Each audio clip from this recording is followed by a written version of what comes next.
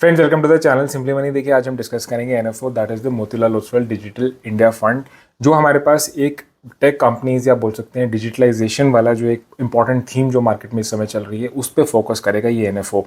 आप इसके अंदर सिर्फ 500 रुपीज़ मिनिमम से इन्वेस्टमेंट स्टार्ट कर सकते हैं और ये जो हमारे पास एनएफओ है वो ओपन है हमारे पास 25 अक्टूबर तक, यानी कि तब आप इन्वेस्ट कर सकते हैं। एंड ऑफ कोर्स जब नॉर्मल लिस्ट होगा उसके बाद आप इन्वेस्ट कर सकते हैं कितने भी अमाउंट से। ये ओपन एंडेड म्यूचुअल फंड है, तो आप कितने भी अमाउंट से इसके अंदर एसआईपीज़ या लमसम से आप इन्वेस्ट कर सकते हैं, किसी भी ऐप के थ्रू आप इन्वेस्ट कर सकते हैं। तो थोड़ा सा डिटेल में समझेंगे और हम बाद में बहुत ही इंपॉर्टेंट कंपैरिजन करने वाले हैं, बीएसई सेंसेक्स से भी कंपेयर करेंगे जो इस पर्टिकुलर फंड का हमारे पास इंडेक्स है। तो अगर हम बात करें, जैसे हम बात बता रहे हैं, जो Motilal Oswal digital India fund आपका ये फोकस करेगा ऐसी कंपनीज पे जो कि टेक्नोलॉजी रिलेटेड हैं, चाहे वो सॉफ्टवेयर रिलेटेड हो, हार्डवेयर रिलेटेड हो, मीडिया रिलेटेड हो, ई कॉमर्स रिलेटेड हो, हमारे पास telecom, software, internet, e commerce, everything. तो जो भी ये सारे सेक्टर्स हैं जो आपको पता है अभी के टाइम पे बहुत ही ज़्यादा हॉट सेक्टर्स हैं, अभी के टाइम से नहीं, आप बोलेंगे लास्ट 10 ईयर से और आने वाले टाइम पे इन सारे सेक्टर्स का काफ़ी ज़्यादा एक हम बोल सकते हैं कि पॉपुलर या फिर ये सेक्टर अगेन काफ़ी ज़्यादा हॉट रहने वाला है। उसी पे ये पर्टिकुलर जो हमारे पास एनएफओ है वो फोकस करेगा। तो उसे जितनी भी रिलेटेड कंपनीज़ हैं, चाहे वो डायरेक्ट हैं चाहे वो अलाइड सेक्टर में हैं, वो सारी की सारी पार्ट हो जाती हैं हमारे इस इंपॉर्टेंट फंड के ऊपर। तो हम इस फंड के जो बेंचमार्क है उसको भी डिस्कस करेंगे। बाकी हम समझते हैं सबसे पहले कि क्या डिजिटलाइजेशन, हम जैसे नंबर से थोड़ा सा डिस्कस करते हैं कि अभी तक क्या ग्रोथ रही है।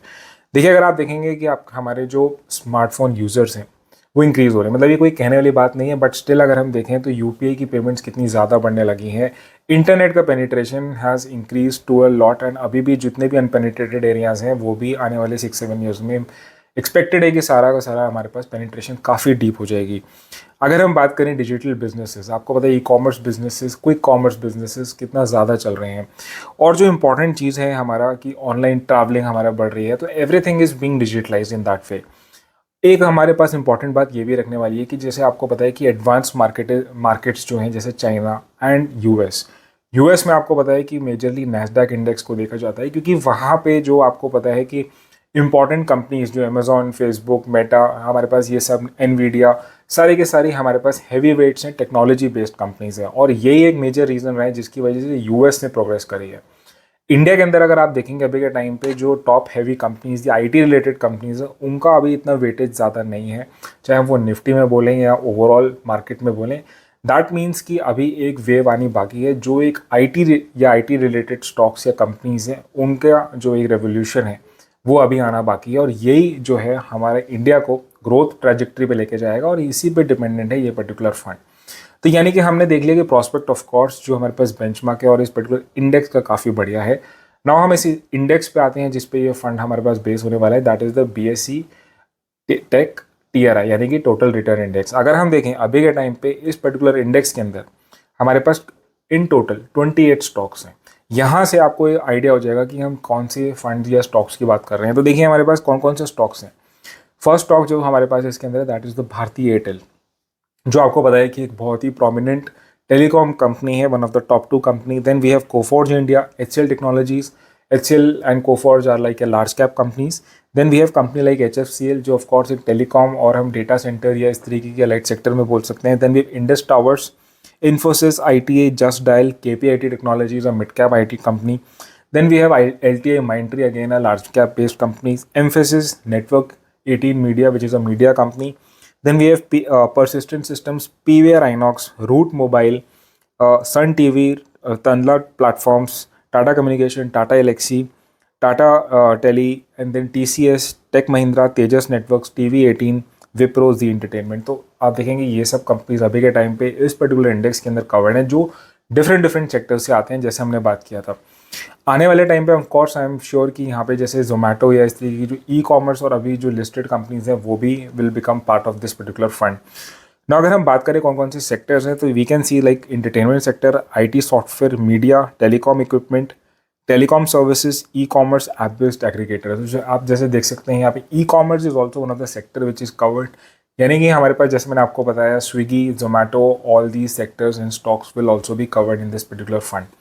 नाउ अगर हम बात करते हैं, हमने ये तो समझ लिया कि कौन कौन से सेक्टर हैं, ये सेक्टर काफ़ी अच्छा है, कौन कौन से स्टॉक्स हैं ये भी देख लिया हमने।